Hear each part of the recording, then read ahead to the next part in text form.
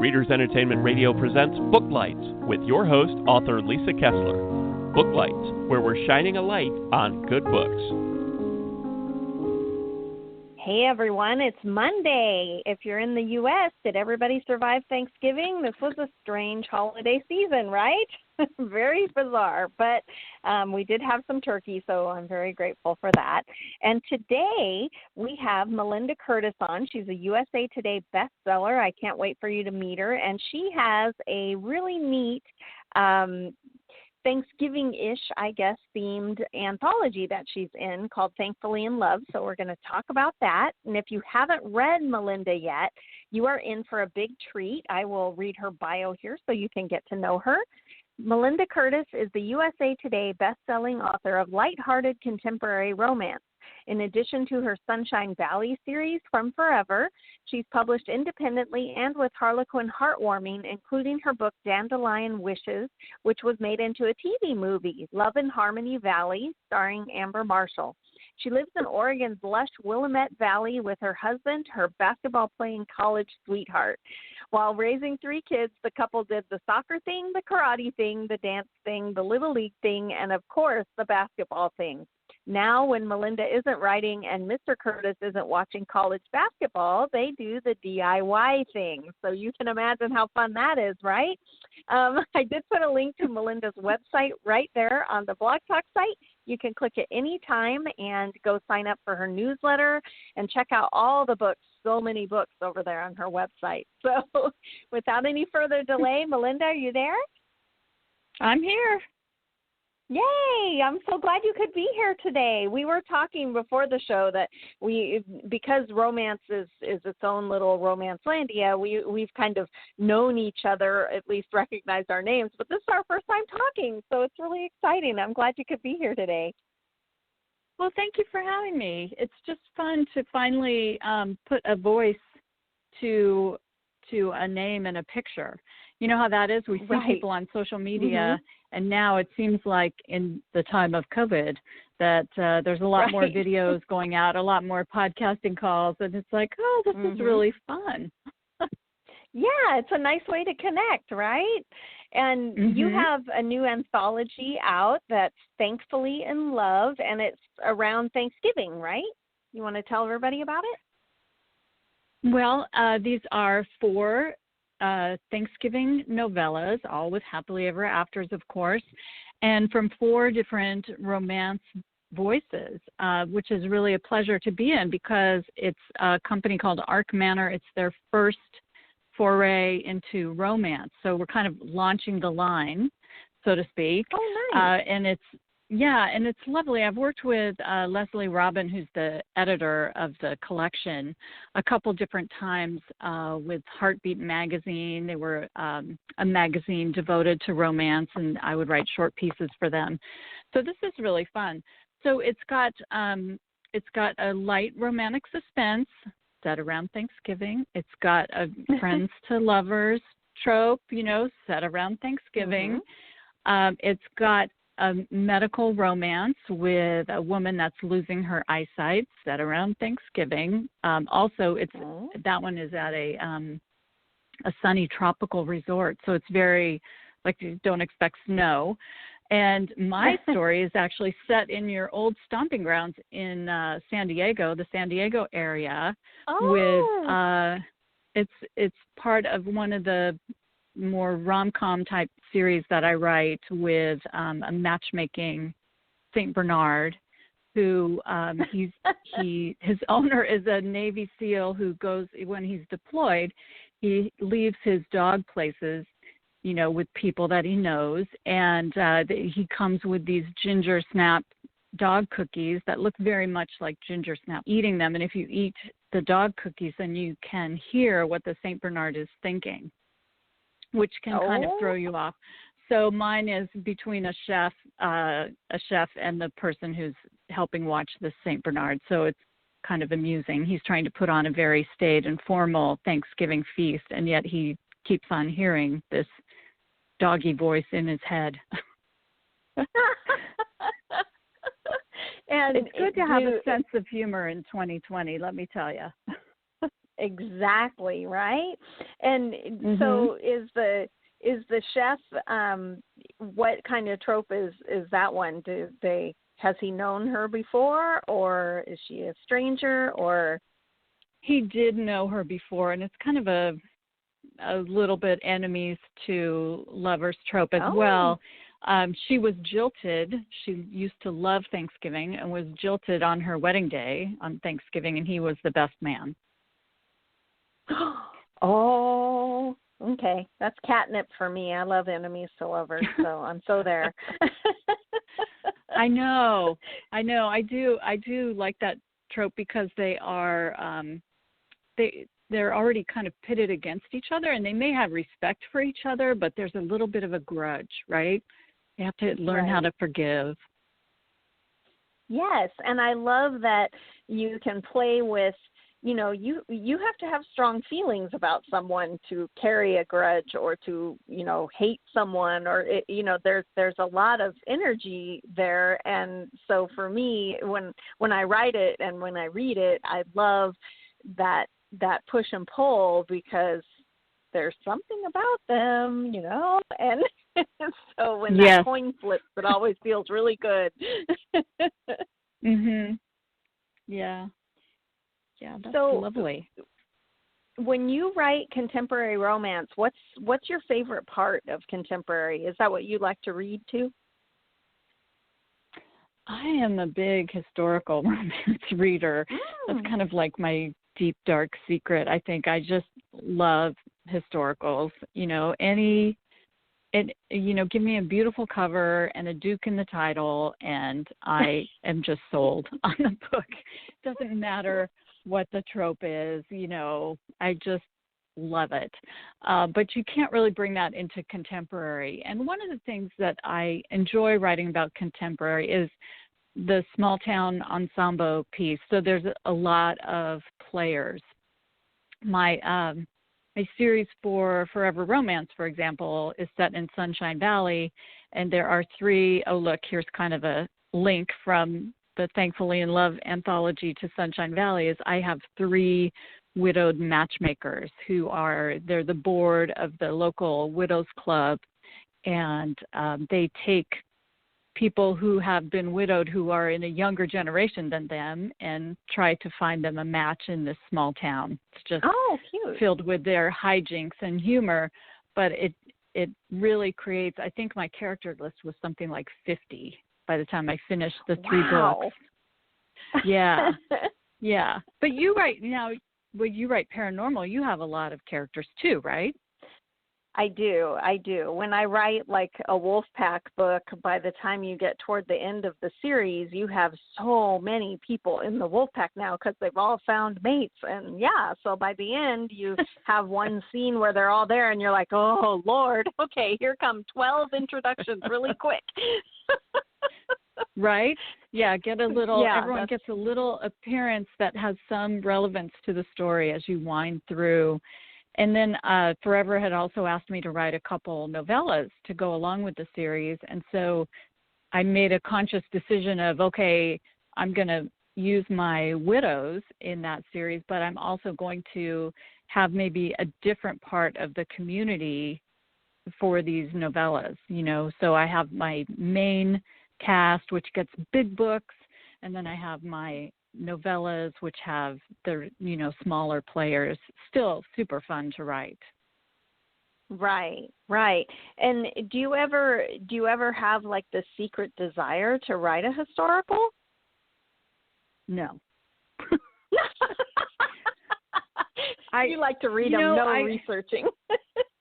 Yes, I just love to read them. I love the beautiful dresses and the ballrooms and the descriptions of all that stuff, but I would just kind of die. I have seen posts recently on social media about authing that characters need designers to come into their living rooms and bedroom spaces because they're just so poorly designed by authors, right? Yeah, I read that. I thought, really? Yeah. And I would probably be horrible at designing, all these different places in a historical environment. Now, I will say this year I started something kind of, I don't know if it's going to go anywhere, but I started writing a cozy mystery. And and fun. that has been fun. Yeah, it's been fun because it's outside the romance genre, and there are, different rules to the genre apply. Cozy mystery readers are just as picky. I mean, I do read cozy mysteries. I don't read as many as I read historical, so I don't know why I got this wild hair, but I am writing it, and I am having a lot of fun. So when I don't want to show up for work, as a writer, you have to do your due diligence and tell yourself to sit down and work. So it has been fun to kind of just take my mind away from the world at large and deadlines and things like that. Yeah. And I think that it's fun to, I write a lot of short stories on the side, and it's always fun for me to be able to write something that isn't in my my little niche where I always write. It's just like it's stretching muscles, and I just always feel refreshed and ready, to dive back in. I feel like as writers, we're kind of like the little fish in the fishbowl, and if your fishbowl never gets bigger, neither do you, right? So why not write something new? Yeah, I totally agree with that. It's almost like, a workout. I was admitting to you that I used to get up pre-pandemic at 4:30 in the morning, get right down to the gym. And I would love to do, like if someone would invite me to do, oh, hey, come over here, we're doing, a little workout, I would be like, oh, let's change it up. That would be great. It kind of gives you a little bit of refresh. So, yeah, this writing does give a little bit of refresh. My agent has asked me about it, and she was kind of excited about some of the things that I was talking about, but she said, it's a competitive market, and, so who knows? Who knows if I just write it for me, or if I publish it indie, or what I do with it. But it's fun. And I think that's important, that it's fun. I hear a lot of authors talk about the pressure to produce and to publish and to make a list. And it really, I got into writing because I enjoyed it.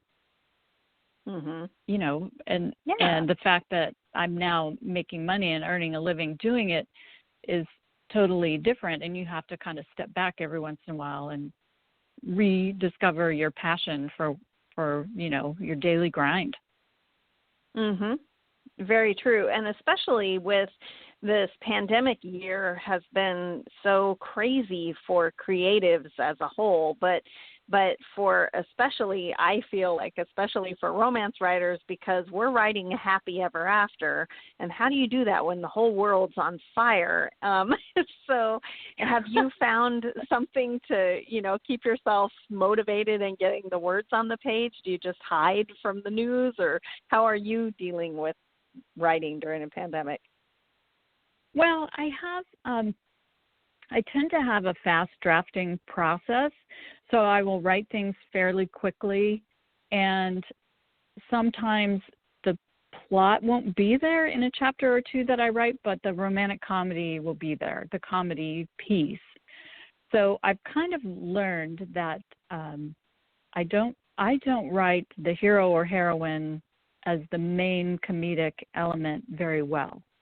So I have to have supporting pieces, like a dog that people can hear talk, right? Or some widows who are doing some hijinks on the side, or a toddler who's precocious, those kinds of things, to add that humor. And I think that has really helped me keep my mental balance, because in general, I do kind of, for example, if you sit me down at an amusement park, which I would love to sit down at an amusement park, right? They're so tiring. Right. I will watch people and just get an internal chuckle at the everyday things that they're going through. No, you can't have that. No, you can't have that. Oh, all right, I'll give it to you. Those kind of push and pull conflicts that you see with parents and their kids, and not annoying, and not to make fun of people, but we're all human. And if you hit the right trigger, you can make things go your way. People are funny. I think that's why I enjoy writing characters is that you get to, dabble a little bit in consumer behavior, and character behavior. But anyway, in a roundabout way, it's the humor that has kept me sane. You probably would say it's the fact that you write paranormal and you get to kill things. Right, exactly. And get all my frustration out. But is it hard for you to find comedy when things are so sad outside? Is it harder for you to find comedy right now? I don't think so. I did early on have some really good advice, was to limit my time on Twitter. I'm sorry, Twitter, but because it does impact my mood, and I stopped like devouring news to kind of pull myself back. So I was still keeping informed by reading the news and getting like getting daily updates pushed to me from New York Times and USA Today, and but I was not hanging on every new development. I tried to create a space for myself that was a little bit more, a bubble. I mean, we're all in our bubbles. We talk about people being in our bubble more so than ever now. And and I just had to kind of get my mental guard up of, okay, so now I need to filter a little bit harder than normal, because I used to love, at the end of the day, sitting down while I'm making dinner and or after I made dinner while I'm eating, watching the news. I used to love to, it was very important to my parents, who are now gone, that, we stay informed. But I feel like with so much coming at you so strong, all the social media and big pushes by news agencies and strong voices, that it's 24-hour news, Yes, the way that I can continue to write something lighthearted is to just pull back. And, and give yourself some safe space. Exactly. So you and I were talking about moving during the time of COVID. Right. And we both do not recommend. No, not a recommend at all. No. But ours had actually been planned. I don't know. Did you put your house up for sale during the? Actually, we had already sold our house and downsized, and so we were in an apartment trying to figure out what do we want the next chapter to look like, and then COVID hit. And my husband got laid off, and then he got a new job, and we were like, okay, Florida, here we go. This was not in a million years what we thought we would be doing, but here we are. So, so it wasn't, it was just this wild, okay, I guess we're going. So ours was not nearly as planned as yours. Well, we had planned to put our house up for sale in May, and then I had read some places that, you may not want to be putting your house up in May because the bottom may drop out on the market. You just didn't know what happened. So we rushed to put our house on the market, and we literally rented moving vans, and packed stuff up so that we could show our house. And, we had a realtor who was great. She would come in before and disinfect, and everyone had to be pre-screened and wearing a mask. And she would come in after each showing and disinfect. And we were lucky that it sold in a week. And, so we didn't have all that.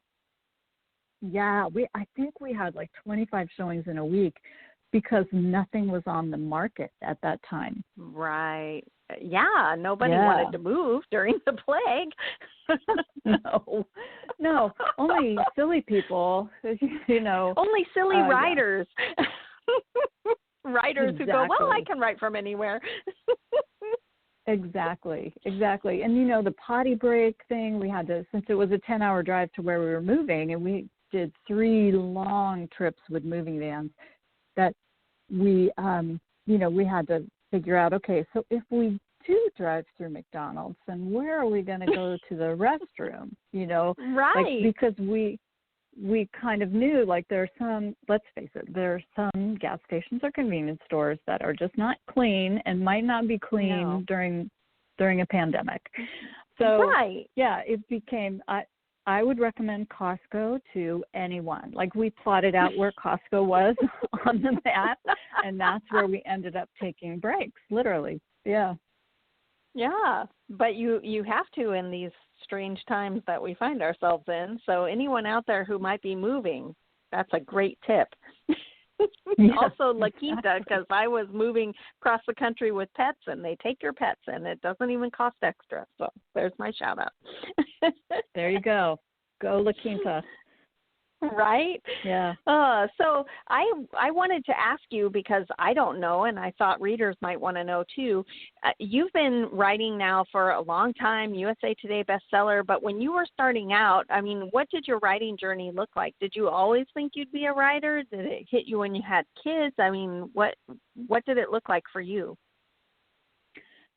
I think if you probably talk to a lot of writers, and they say, oh, in school I always enjoyed writing and things like that. And I thought at one point I might be a reporter, and then I went to school actually for marketing and business, and I ended up in the analysis kind of side of it, where I was writing a lot of reports. So you're putting things together and creating not a story, but it's basically, the pieces are connected of this is what's happening in this segment. And I worked for a very large winery that's kind of a household name, and for a long time. And I just realized about 10 years in, when I had 3 kids, that, I do nothing for me.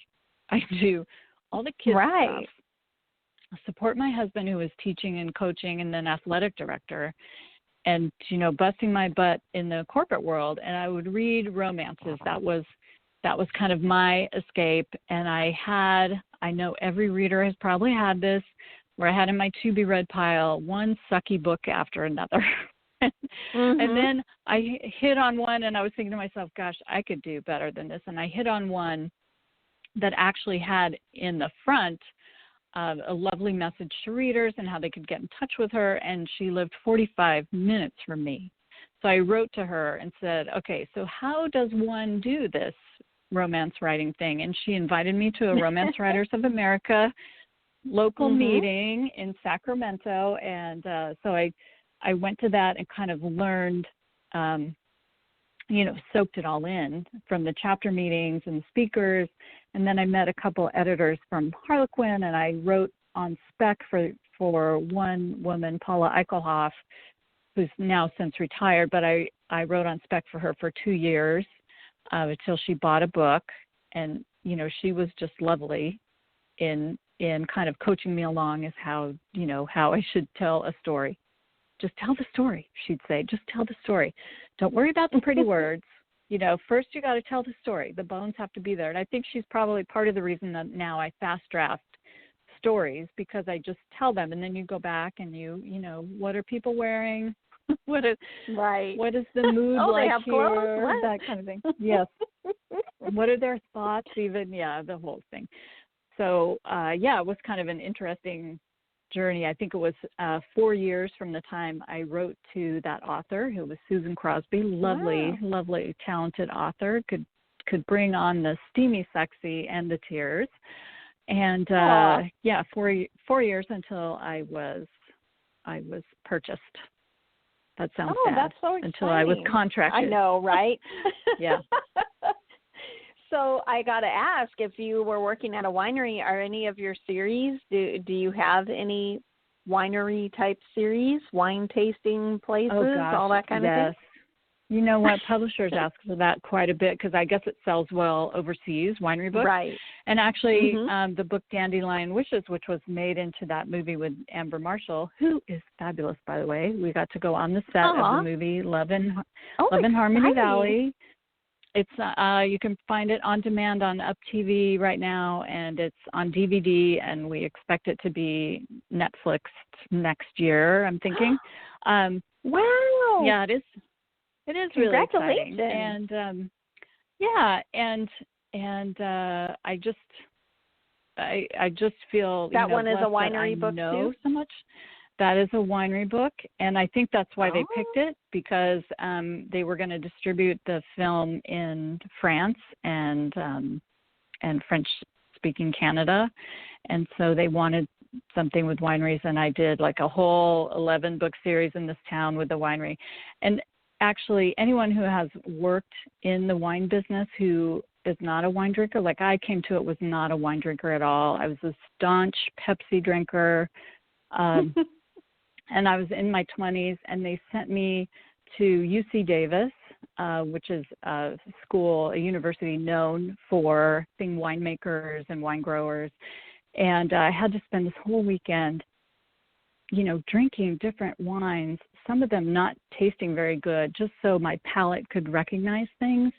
And what I learned there, the first time they actually sent me twice, was that I cannot drink and spit without dribbling wine on myself.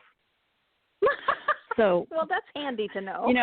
If you ever go to a winery and you're in there will be like somebody who's tasting wine, and then they will delicately spit into the spit bucket. And as a woman, I was not taught how to spit as many athletes are. You see them spit all the time. They spit far away from them, right?